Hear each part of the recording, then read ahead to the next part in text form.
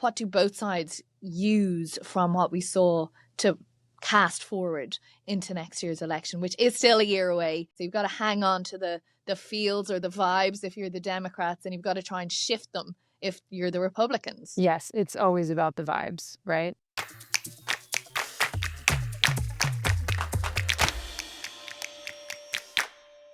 Hi, ladies. How's it going? Hey, Katrina. Hey, Sumi. Hey, gals, how are you? Another dramatic week here on the President's Path. We had our first taste of just what the electorate here in this country thinks of President Trump and the administration, and I suppose the direction of travel of the country. And the headline is not good, according to the exit polls and indeed the results, it would seem. What did you guys make of what we saw? Look, I think this was a great night for the Democrats. They were expecting, good results. I think the Republicans were bracing for some Democratic wins and figuring out how they were going to spin it. But I think the prevailing theme was the discipline with the Democratic candidates around the affordability crisis and really drilling into that message in their region, in their cities and their states about how rising costs are affecting their constituents. And that is something that really seemed to hit Republicans the day after the election that, okay, maybe we need to refocus. Maybe we need to think about our messaging, our economic agenda, and how we move forward from here. Yeah, this felt like the first week in some time where I found myself really stepping back and looking forward at the same time. So, stepping back and thinking about a year ago when, of course, we were all covering the election and President Trump won in a convincing manner. And we were wondering, what the first months of his second term would look like. And here we are. Obviously, it's been an absolute doozy these first 10 plus months of his second term. And this was the first real opportunity, as you said, Katrina, for us to kind of take stock, not just ourselves, but also the electorate. And at the same time, it gives us some sort of marker looking ahead to next year's midterm elections, which I know you're all very tired of me harping on the fact that they're just a year away, but it does give us, some indicators and markers. And less than the results themselves, I think I was really interested to see some of the trends. And for example, we've talked so many times about Latino voters on this podcast and what an important chunk of the electorate they are, and how there was a significant shift towards President Trump. And, if you look at the state of New Jersey or Virginia, you saw Latino voters going for the majority of Latino voters, sorry, going for the Democrat candidates there. And it was a reminder to me again that these electorates that we talk about are constantly shifting, and every piece of policy that comes out of this Trump administration, every response there is from the Democrats, can always shape what we're going to see in the coming year ahead of the midterms. And I was thinking of you, Sumi, the other day because Steve Bannon did an interview and said the midterms start here, like See, I'm not alone. setting the clock, particularly on the Republican side for just what they do now. Because, you think back to a year ago and all those hours we spent in the studio on election night and the days afterwards, going through the exit polls and then the results, and affordability, cost of living, economics, feeding your family, putting fuel in your car, etc., was the top issue, followed by immigration closely in certain areas. But again, that was the top issue this week. And, speaking to some strategists from both parties, they were kind of saying rhetorically, when isn't it the top issue? Why are we all being caught by surprise on this? But what struck me was we've been saying for all these months now, when does the road run out for President Trump's supporters when they have felt all this pain, extra pain from the tariffs, from the layoffs, all of that? At what point do they start questioning whether what he's doing is what he promised he would do and what is in their best interests? And I think we got a tiny, tiny indicator of that this week. I mean, we have to be careful not to read too big a trend into things, but definitely there was that top strata of voters who move between candidates who maybe already were expressing a little bit of sort of buyer's remorse. They took a punt on President Trump last year, and now they maybe thought, maybe it's not working out quite the way I hoped it would. I also think that Trump's ability to turn out voters is specific to when he's on the ballot, right? So again, with the caveat that we're not seeing those sort of ultra MAGA supporters that he is able to energize showing up at the ballot box in this election in the way that they would in a presidential. And so I think the takeaway here is for the Republican Party, how do they energize these supporters in that base in this off year election and looking ahead to midterms, right? That's the challenge for them moving forward. But I also think that, Donald Trump himself is starting to think about, some of the focuses that he's had over the last 9 months. We saw him the day after summon the Republican senators to the White House to talk about ending the shutdown, right? He sees the shutdown as something that maybe voters were thinking about at the ballot box. But also, in talking about, how he's going to make affordability his focal point. We hadn't heard that from him in a while. So I do think there were a lot of lessons here for both sides, moving ahead. And again, yes, everything with a grain of salt, but I think the big themes, sort of played out in this election. I was absolutely thinking about that as well. The question of, whether President Trump is on the ballot or not. And, he had that comment on Truth Social after Election Day saying one of the problems was Trump was not on the ballot. At the same time, Democrats see a real opportunity here to say, no, Donald Trump absolutely was on the ballot. His policies were on the ballot because, as you said, Katrina, affordability was the big issue that was driving voters.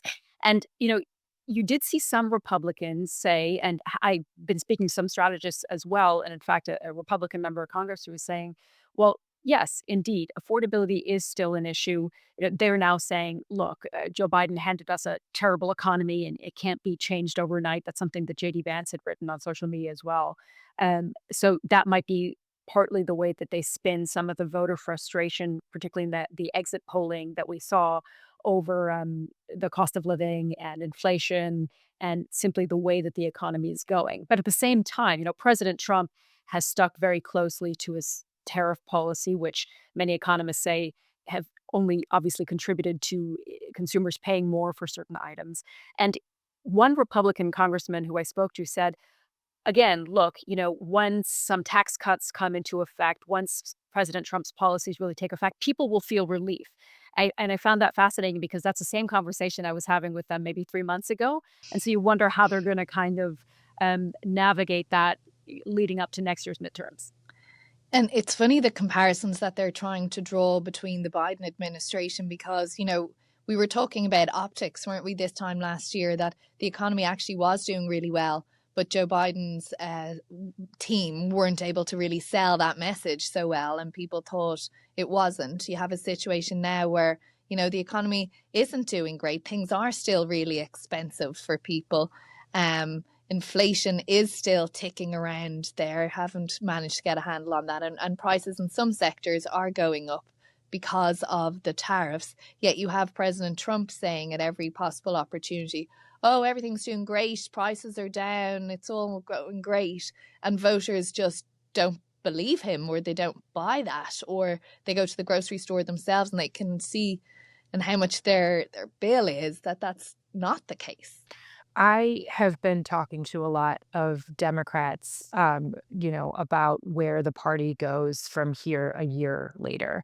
And that was one of the biggest lessons that, I heard from several people was the Biden administration spent so much time trying to convince people that the economy was good and just did not recognize that their day to day didn't feel good, right? The Bidenomics and rallies fell flat. Every time they talked about the economic data points, it just rang hollow. And the prices were going up. People noticed. And I think that, as you said, that was in part why Donald Trump was successful last year. And by saying that there is no inflation, by saying that the economy is great and denying the economic reality, or at least the perception of economic, pain, he's just repeating the same missteps or the same miscalculation that his predecessor did. And on that point, the other thing that a few people have said to me from within the Republican Party as well is in these last few weeks in the run up to this election day, President Trump was out of the country a lot, or he was focused on foreign affairs issues a lot. And, he had a lot of wins there and he was really buoyed up by that. And, we think of the Gaza ceasefire deal, all of the foreign leaders that have been coming through, very much a focus on that. And that perhaps some voters were thinking, well, hang on, I voted for you to fix my own personal economic situation, and all I'm hearing from you is, oh, you've solved 7, 8, 9 wars or whatever it is. That doesn't Yeah. actually mean much to me. And we always talk about how foreign policy isn't a winner on the ballot box and in the polling centres, and maybe that came to fruition a little bit here. Yeah, and at the same time, we've talked a lot about the images of the White House East Wing, the demolition there, and then of course there were a lot of people, certainly Democrats, pointing to this Halloween themed party that President Trump hosted and said, look, at the same time as people are struggling with the cost of living, the image of the president hosting a lavish party and rebuilding the White House is not a good one. It's not going to send the right message. At the same time, if you think about it from the Democrats' perspective, New Jersey and Virginia, for example, are two places, and New York City, of course, that are very competitive for Democrats. Yes, Republicans have won there in the past. We talked about that last week.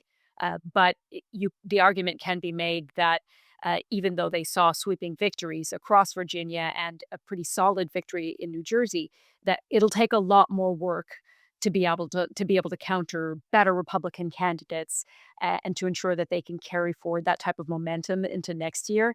And especially with President Trump and his team now well aware of the fact that there was a message sent. I mean, Steve Bannon sounding the alarm obviously is going to sound the alarm of the White House as well. You wonder how they will adapt not only the narrative, but perhaps some of the policies that have led to some of the issues that voters are pointing to. I think as well we have to focus, like, it wasn't just those big races which, as you say, are kind of blue states, Virginia, New Jersey, New York. But Democrats had really good nights in other states and kind of smaller races that we wouldn't necessarily be focusing on because they maybe don't have an international interest level there. But they grew the margins. You look at somewhere like Georgia and the Public Service Commission, which I know like super nerdy political watchers on both sides are really engaged by what happened there when there was 2 seats and Georgian Democrats have won them on this Public Service Commission, which is in charge of electricity and telephone services, natural gas and so on, and sets the rates for them. What ordinarily would have been a very kind of low level race saw so much cash, so much effort and energy going into it, and the Democrats won these 2 seats. Someone gave me a statistic like a Democrat hadn't won a nation or a statewide race like that for I think Yeah. more than 20 years. So really that's something that people are seeing in Georgia. Very competitive state, swing state. We saw Donald Trump win it, then we saw Joe Biden win it, then we saw Donald Trump win it again. And they're looking to that as a campaign that was run on energy prices, electricity prices, very much those cost of living things, and that Democrats were able to come out ahead. So what do both sides use from what we saw to cast forward into next year's election, which is still a year away? But, so a lot can go up and down in the meantime. So you've got to hang on to the feels or the vibes if you're the Democrats, and you've got to try and shift them if you're the Republicans. Yes, it's always about the vibes, right? But I will say, and one other race, just to jump on your Georgia point, in Mississippi, they actually also broke a Republican supermajority with the election of 2 state senators, which the Democrats were quick to point out. I think that's part of their long-term strategy is to start building, Democratic parties and Democrats that people can, say, oh, I know a local Democrat in some of these redder, these more red states, right? But I do think this election speaks to one of the big fault lines for the party moving forward, which I think will probably boil over after the midterms. But that is, and we talked a little bit about this last week, which way the party goes. Are they going to go the way of the progressive wing or, the pragmatic wing, right? Or the moderate wing? And I think, if you talk to national strategists, they say, oh yeah, we can do both. We can, Mom Donnie can win in New York and I heard Abigail that so Spanberger. many times this week Yeah, as well. yeah. Right. But here's the problem. That may work next year, but they're going to have to pick a path when they start down the path for 2028 because they do need to elect a standard bearer. They do need to put together a party platform. And that is going to, stir a lot of debate about what are the most popular, maybe more progressive populist policies and what are, the more moderate pieces that we can take and what does that look like and who is the face, right? So there's Yeah. just a lot for the Democrats to unpack from this week and then, of course, moving forward. Well, what one Democrat strategist said to me, at least there's one clear thing out of all of these races is we have to be younger. And all of these candidates Yes. who won did represent a younger generation. Mikey Sherrill and Abigail Spanberger, both under 50. I mean, Zoran Mamdani is 34. So clearly that is a message that the party's trying to send, especially as we've seen Nancy Pelosi retiring at the age of 85. And there's been that real kind of battle within the Democrat Party to find younger faces.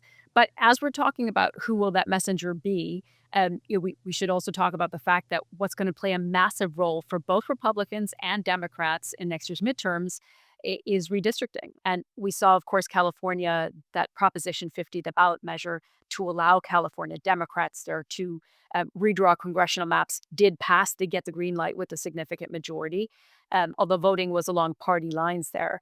And Governor Gavin Newsom, we've talked about the fact that he is very much seen as a presidential candidate in 2028, and has kind of really stood as a major rival to President Trump, not only in his social media messaging, but I was speaking earlier this week to the Republican Kevin Kiley, whose district will be cut up in this redistricting process in California. And he said, look, the one thing, the wild card in all of this, in this process of redrawing congressional maps to favor one party or the other, is it's not a guarantee. He said, I still think I can win my seat, even if my district is cut up. I think I have a strong enough argument. And it's a reminder that lawmakers on both sides of the aisle are still going to have to fight to be competitive, especially if affordability, immigration, all of these issues are ones that are driving voters. It does put a thumb on the scale, though, for one For sure. party or the other. And, we should point out that what Gavin Newsom put on the ballot in California was directly in response to what the Republicans in Texas did, that he was trying to reset the scales, that Texas changed some districts to be more Republican leaning. He's changed some districts to be more Democratic leaning. But the really interesting thing for me about redistricting is no matter who you speak to from either party, everyone seems to be broadly against it, but it's like, oh, they're doing it, so we have to do it. Oh, they're doing it, so we have to do it as well. And it's like, where does that race to the bottom end? Voters should seek out their politicians, not the politicians seeking out the voters in that way. I do wonder how this ultimately plays out with voters, when we see the fuller picture of where this redistricting happens and how it changes the electoral map. It just makes me think of speaking to a Democrat Congressman, Don Davis, a few weeks ago from North Carolina, whose district would be one of the districts in North Carolina that would be subject to redistricting, and he could lose a seat. And he said, look, you're silencing Democrat voices in my district who would vote for me. And I put to him, well, look, isn't that what Gavin Newsom's going to do in California, silence Republican voices? And his argument, to your point, Katrina, is, well, it is in direct response to what Texas did. So where you're going to end up is such a deeply partisan map that indeed will not necessarily reflect the wishes of voters, but also could really, in the end, if things work out how Republicans want them to, give them a hard and fast advantage in being able to keep control of the House of Representatives. And if that's going to be a real uphill battle for Democrats to climb, in addition to, of course, the fact that President Trump remains such a force on his party, that's going to be something that they're going to have to address all through the months leading up to the midterms. And the issue in North Carolina with Don Davis's seat as well is that the way that those lines would be redrawn, which would mean that it would probably not be a black representative in that seat, which it has been for decades. And that's another issue of concern in terms of the makeup of Congress reflecting the makeup of this country. So there's another issue there as well. But I mean, President Trump's point about, I wasn't on the ballot, he could have been more visible if he wanted to be, right? I mean, we didn't see him hitting the campaign trail for these candidates. He didn't even endorse the Virginia candidate because he didn't like how she was approaching her campaign. We're going to see this early convention held next year, which I'm really fascinated by, that the president has said the Republican convention, which would normally be a couple of months out from the presidential election, they're going to bring it 2 years early. So that allows him to be back on the campaign trail and have these big rallies for an election that he isn't, as we've been saying, his name is not going to be somewhere unless he dramatically decides he's going to run for Congress in New York or something. What an interesting race that would be.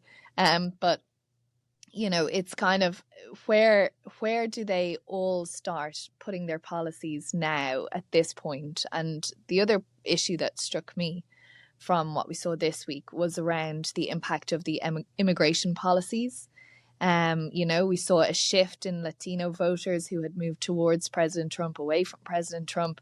You have to say that a lot of that, particularly in New York, in New Jersey and in Virginia, is because of what people are seeing happening on their streets or on their social media feeds, because of these raids that they're seeing, these masked agents disrupting communities, pulling people away from their kids, their families, their workplace, and carting them off. How can that not have an impact on communities? I'll be thinking a lot about, we talk so much about the 2024 election being a vibes election with the economy. And there's been a bit of for me at least, a shift in vibes for Democrats. Obviously, they're feeling really good about their election day and the victories, and also these smaller numbers that we've been talking about that are good indicators for them. But one of the ones that really I found interesting, I mean, we've gone through this podcast and not talked about Zohran Mamdani, who's been through across international screens and headlines. But one and of the subject of many other podcasts all week long as well. Yes, exactly. Which is, we don't need to spend that much time talking about Zohran Mamdani. But an important factor there and in New Jersey and Virginia that I was fascinated to see is winning over young men. Donald Trump won young men, and this was a huge factor. We talked so much about the podcast and the young men who kind of tune into those podcasts and the influence Donald Trump has had with them. And Zohran Mamdani was able to reach out. He's young himself, of course, a young man, but reach out to them in an effective way. But Abigail Spanberger and Mikey Sherrill also won young men. And if Democrats are able to kind of capitalize on that vibe shift, if you will, to move away from President Trump in the Latino voter category, Black voters, young men, and obviously women have voted in strong numbers for Democrats in these elections.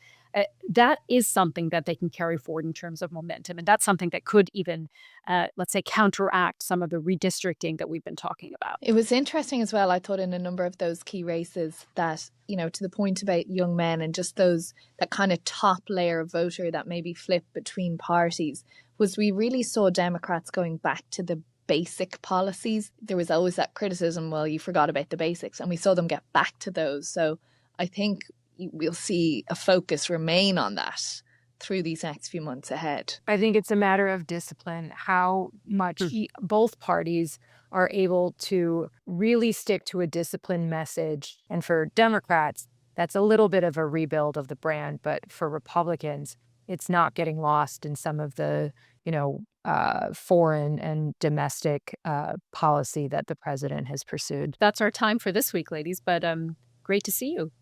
Yes, you too. Always a pleasure.